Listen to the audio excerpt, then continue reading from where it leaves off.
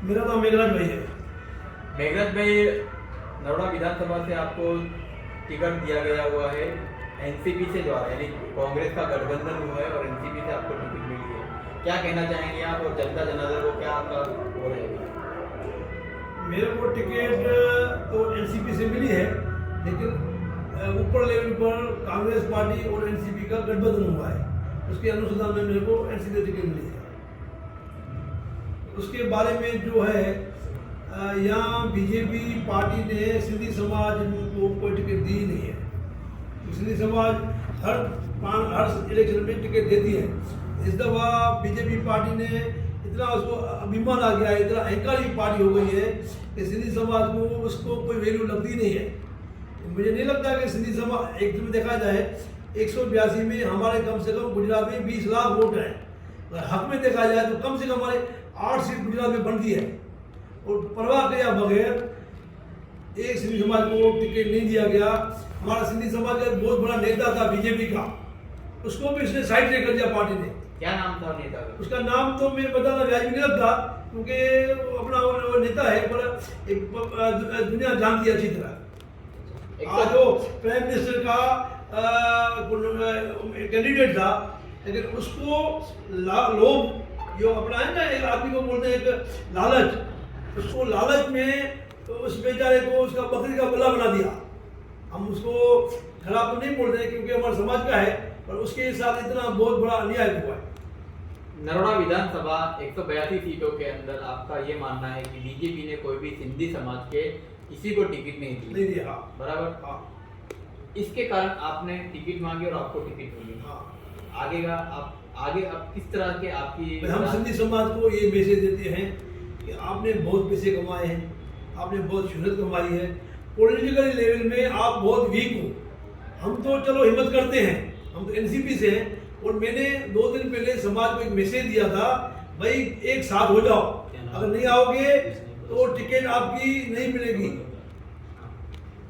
अगर आप सिंधी समाज वन साइड एक प्लेटफॉर्म में नहीं आएंगे तो हमको काफी पॉलिटिकल नुकसान भोगना पड़ेगा। आपको टिकट मिलने के बाद आपके समाज के अंदर एक वीडियो वायरल हो रहा है। हाँ, जिसमें आपको असमानित तत्व बताया गया, उसके बारे में आप क्या कहेंगे? असमानित तत्व होता तो मेरे पर कोई गुनाह होता, कोई फरियाद होती, कोई अर्जी होती, अगर कोई अगर अर्जी दिखावे, कोई गुनाह दिखाए तो मैं भी इस्तीफा देता हूँ। आपके पास वो वीडियो आया अभी तक? नहीं आया। तो अगर वो वीडियो अगर गलत है तो क्या उसके खिलाफ?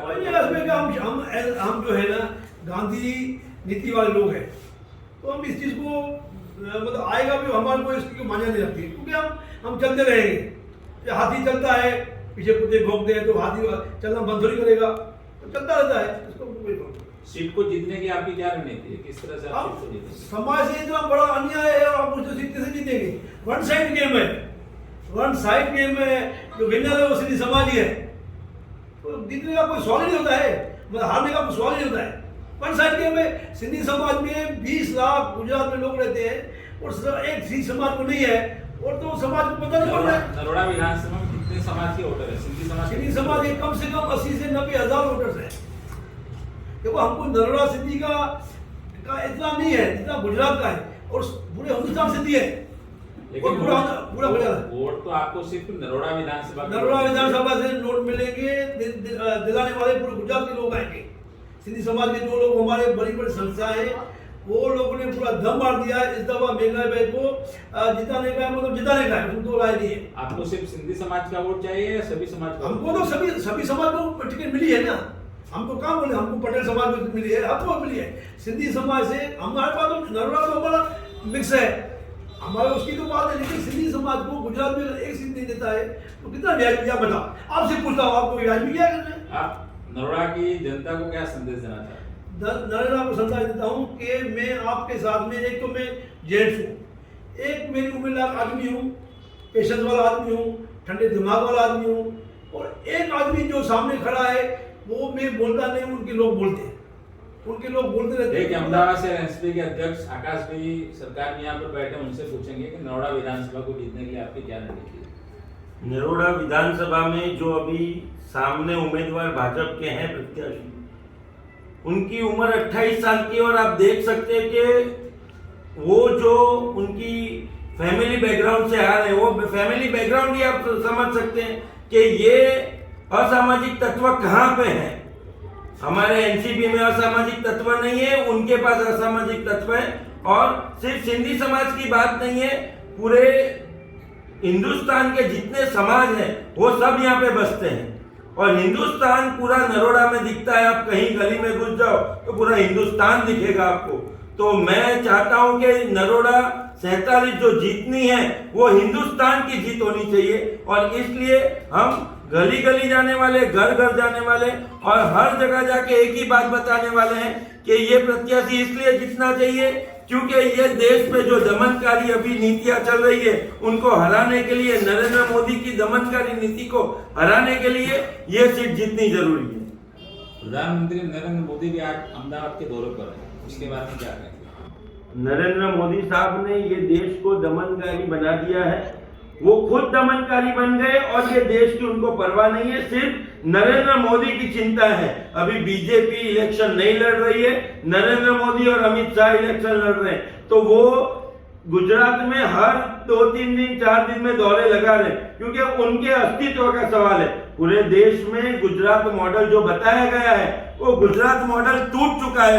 आप मोरबी की घटना देखें, कई जगह ऐसी घटनाएं जो टूट रही है, पुल टूट रहे। और नरेंद्र मोदी साहब ने बंगाल में जो बोला था कि ये एक्ट ऑफ गॉड है, एक्ट ऑफ गॉड नहीं है, ये एक्ट ऑफ ममता है। तो यहाँ पे बोल सकते हैं कि ये एक्ट ऑफ भूपेंद्र पटेल है। और इसलिए ये पूरा जो साम्राज्य टूटने वाला है और गुजरात मॉडल टूट के इस बार एनसीपी और कांग्रेस की सरकार बनने वाली है। भारत देश के प्रधानमंत्री नरेंद्र मोदी जी सरकारी खर्चे से बार बार गुजरात का प्रवास कर रहे हैं, तो इसको आप किस तरह से देख रहे हैं? आप देख सकते हैं कि इलेक्शन डिक्लेयर होने से पहले नरेंद्र मोदी ने सरकारी पैसों पे गुजरात में पूरा जो प्रचार प्रसार करना चाहिए वो कर दिया। और इस तरीके से आप देख सकते हैं कि नरेंद्र मोदी चाहते हैं कि पैसों से वोट जीते जाए और जीतने के बाद ये जो जनता है उनको पीसा जाए। आप देखिए महंगाई बढ़ रही है, आप देखो पेट्रोल पुराने तो आप 100-110 में पेट्रोल मिल रहा है। आप सब्जी लेने जाओ तो सब्जी बिक रही है, इतनी महंगी है कि सब्जी खा ना सको। सब जगह महंगाई है। गैस का बोतल आप लेने जाओ तो 1015, 1060, 1070 रोज पैसे बढ़ते हैं। आप तेल का डिब्बा लाओ 2600, 2700, 2800। तो ये जो महंगाई बढ़ रही है सिर्फ नरेंद्र मोदी के कारण है। और नरेंद्र मोदी को इससे बड़ा जवाब नहीं मिल सकता कि गुजरात वो हार जाए। जो पूरे देश में मॉडल बताया था वो मॉडल टूटने वाला है और यहाँ पे कांग्रेस और एनसीपी की सरकार बनने वाली है। एक तरह से देखते हो, घर जैसा देखते हो, इस तरह से आप समाज को अपनी टिकट काट के उनको जिसका कारण क्या है और क्या कहना चाहोगे आप उनके बारे में और किस तरह आपका प्रचार रहेगा? आज जो हमारे कैंडिडेट हैं सिंधी समाज के बहुत अग्रणीय है, बहुत बुजुर्ग है, इनके समाज के ये प्रमुख भी हैं, जो इनका एसोसिएशन चलता है उसके लिए प्रमुख है। और पढ़े लिखे परिवार से, इनका लड़का IPS है, लड़की कलेक्टर है। तो इनको कहीं कुछ कमाने के लिए MLA बनने की ज़रूरत नहीं है, बहुत सज्जन आदमी है। इसी उद्देश्य से हमारी ये कोशिश थी कि एक अच्छे कैंडिडेट को टिकट दी जाए जो सामाजिक तौर पे मजबूत हो और बाकी सब समाज मिलके उनको टेका दे और कांग्रेस एनसीपी गठबंधन को ये सीट विजय के रूप में हम गिफ्ट कर पाए, ये मेरी कोशिश है। अच्छा, वो काफ़ी सारी इस विधानसभा के अंदर काफ़ी सारी ऐसी चीज़ें हैं जो नकारी नहीं जा सकती क्योंकि विधानसभा के अंदर एक सिंधी कैंडिडेट हैं, काफ़ी 21 से ज़्यादा लोगों ने इस बार अपक्ष भरा है। तो किस तरह से आप इनको निकालेंगे, किस तरह से विजय बनाएंगे? देखिए ये तो सब बीजेपी का काम है। जैसे आप अपक्ष देखेंगे कभी दूसरी पार्टी है, आप पार्टी, ये सब खाली बीजेपी की भी टीम है, ये बीजेपी के लिए काम करती हैं। उनको ये पता है कि हम वोट कैसे काटें। अगर उनको दिखता है कि सामने कैंडिडेट मजबूत है, जीतने वाला है, तो वोट काटने के लिए छोटी छोटी उम्मीदवारों को खड़ा करते हैं, उनको फाइनेंशियली मदद करते हैं। पर मैं अपने आप पे और मेघराज भाई पे इतना भरोसा रखता हूँ कि मेघराज भाई के साथ हमारा सिंधी समाज पूरा खड़ा होगा और मेरे साथ जो हमारे अदर कास्ट है, जो भी नरोड़ा विधानसभा, उनने हमेशा मुझे प्यार दिया है, हमेशा सम्मान दिया है। तो मुझे पूरा भरोसा है कि वो मुझे वापस सम्मान देंगे, प्यार देंगे। आप एक चीज़ याद रखिए, आपके चैनल के माध्यम से कहना चाहता हूँ कि हमको नरोड़ा विधानसभा जीतना है। किसको टिकट मिली, क्या हुआ, कैसे हुआ, उस चीज़ में आप मत जाइए।